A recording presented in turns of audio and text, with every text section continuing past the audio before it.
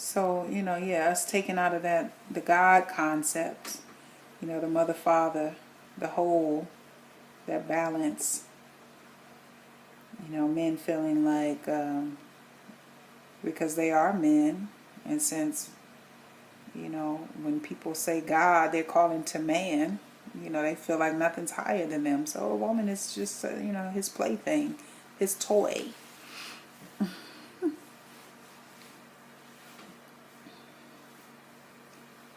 And so women, we have to reclaim our own value and our self-worth and our self-love, and hold these brothers to a standard. They can only do what we allow them to do. And the brothers that are out here sleeping with married women, the married women are sleeping with these men. You're putting your family at risk. It's just a whole bunch of sexual recklessness. And let me say this, because trust me, I'm not against sex. Sex is beautiful. Sex is wonderful. It's yummy. It's delicious. It's powerful. Sexuality and spirituality are one and the same to me. That womb force, that seed, that life force energy is what we all came through. Sex is creation. Sexuality is creation. So it's something to be held reverently and highly respected, and it's a sacred spirituality with that. And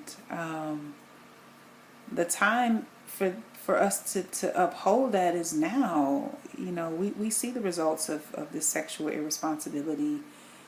People just out here with no sexual discipline, no come on. Come on.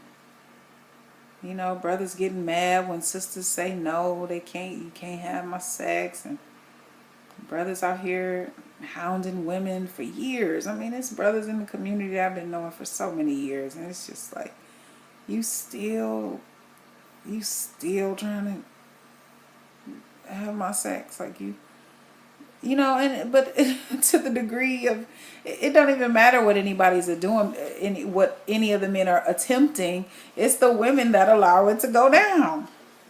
So, sisters, you got to consistently, maintain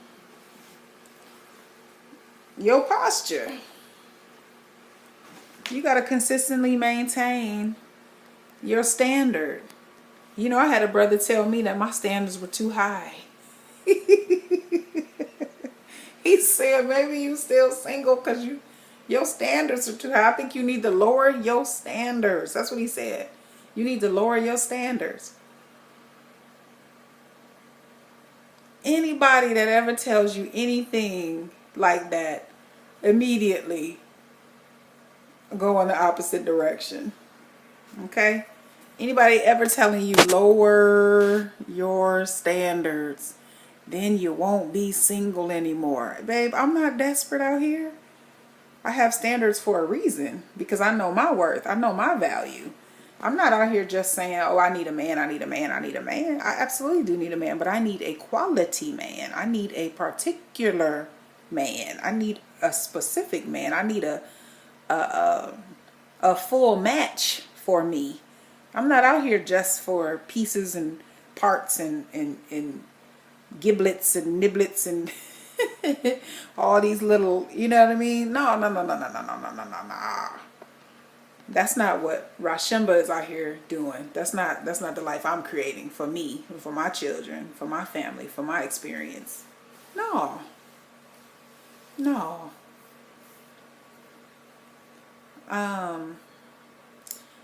I just really want the brothers to be sexually responsible. I want the sisters to be sexually responsible. If you are going to be with someone sexually, and that person or one of you are married, both of you are married, or even in a relationship, a committed relationship, a relationship where you have agreed with someone else to be monogamous, and then you change your mind, and all that takes is some responsible communication. some mature communication. And there has to be consensus. You know, people have to be aware of what you're doing. Everybody has a right to change their mind. You can change your mind. You can say, hey, you know what, I thought I wanted this relationship, but I'm no longer fulfilled in this relationship. I want a different experience. Express that. Communicate that. Give people choices. You know, you can't be deceiving and lying and hiding and creeping and doing these things.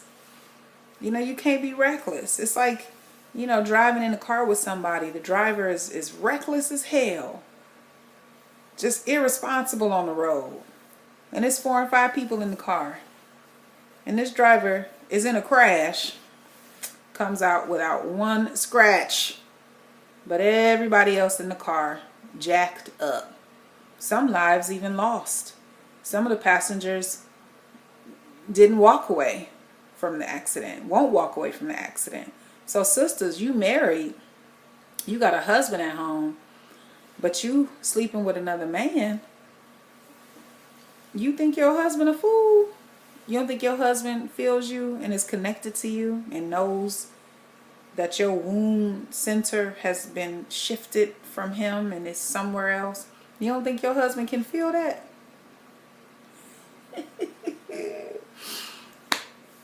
Don't be foolish. Don't put yourself at risk. Don't put yourself at risk. Because the driver of that car, that man that you sleeping with, that you cheating with, that you creeping with, he gonna be the one walking away without a scratch. And you gonna be jacked up.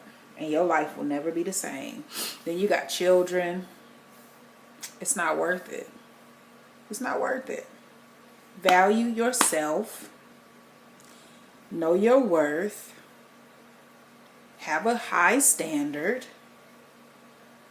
And if it's really just about you wanting to be supported and encouraged, why does it have to involve genitalia? Why can't it just be, you know, a brother being good to a sister and knowing how to uplift a sister? Like, you know what, hey, sister, everything is all right. It's all good. Why can't it just be a sister uplifting a brother? Like, brother, you know what, it's all right. It's all good. You know, we going to get through our challenges. This too shall pass. Why does it have to, you know, why everybody want to be under this sexual hypnosis? Because that's all it is. It's a distraction. It's, you know, you being hypnotized. You know, you being tricked to believe that all your issues are about to dissolve because you know, in between somebody's legs or somebody in between your legs. I mean, come on, get real. Really?